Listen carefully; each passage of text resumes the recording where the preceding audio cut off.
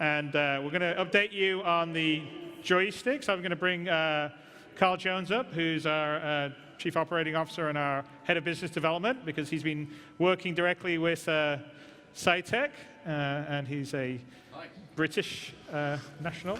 Great. Hello. Can I pull these back? Hi. Here you are. You want to click those last 3 slides since you know which ones to go to? There you go. Okay.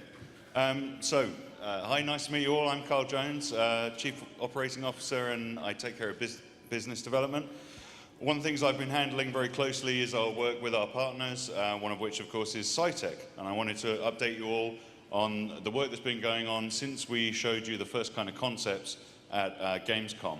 So we've been working with the team at Saitek, who I can tell you are as passionate about what they're doing as our team is about building Star Citizen. These are some really talented guys there, and they really want to deliver the best Star Citizen HOTAS and controller suite that they can. So already we've been making some changes to the early designs. We've enlarged the size of the initial HOTAS that they're going to build. We wanted to make it more stable, and we wanted to have space for more controls. We want to be able to really have a HOTAS, you know, that you don't take your hands off. The footprint itself has also been enlarged so that you have a more stable device. Should I pull this out? Not yet. Not yet. All right, sorry. You tell me. Don't you show that it's yet. Key. Sorry. As you can see on the diagram there, we have some space for extra buttons. Don't do it. No, Carl's tough. I'm not going to cross him. Now, as you know, the idea of the HOTAS is that we can split it apart and we can combine it with other devices. So if you want to play with a keyboard or with a throttle attached, if you want to play with 2 joysticks, this should all be possible with a suite of devices. So they've been working on some specific technology to make that robust, easy to take apart and put back together, and also adding some extra stability so that throttle can stand by itself. So I think that means I can show you this one. Oh, okay. This one. Terrible. Over this way. This side. Sorry. Chase. This side.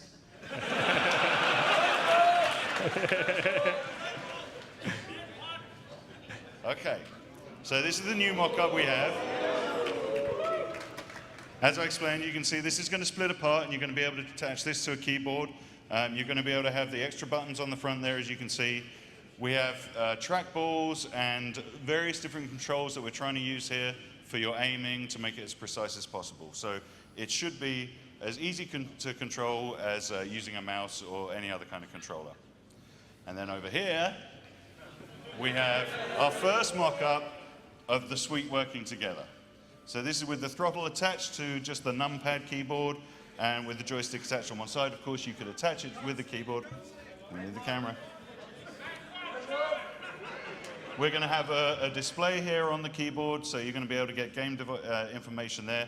What we don't have here today, unfortunately, is a mock-up of the high-end HOTAS, which will have the OLED screen. There's quite a lot of questions still on setting this up and how exactly it's going to work. So after CitizenCon, we're going to be talking to you guys, getting your feedback on the designs. We'll have a lot of questions that we want your feedback so that you can help us build the best controller for the best space simulation.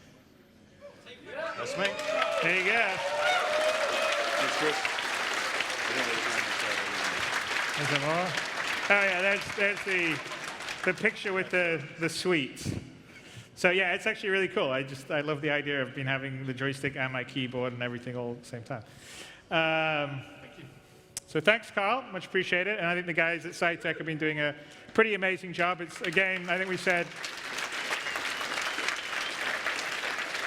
at Gamescom, it was one of the reasons why we chose them, is that they were really keen to make something bespoke for us. And you know, like you can see it with the trackball in the joystick, so you get the best of flight control and sort of gimbal aiming control.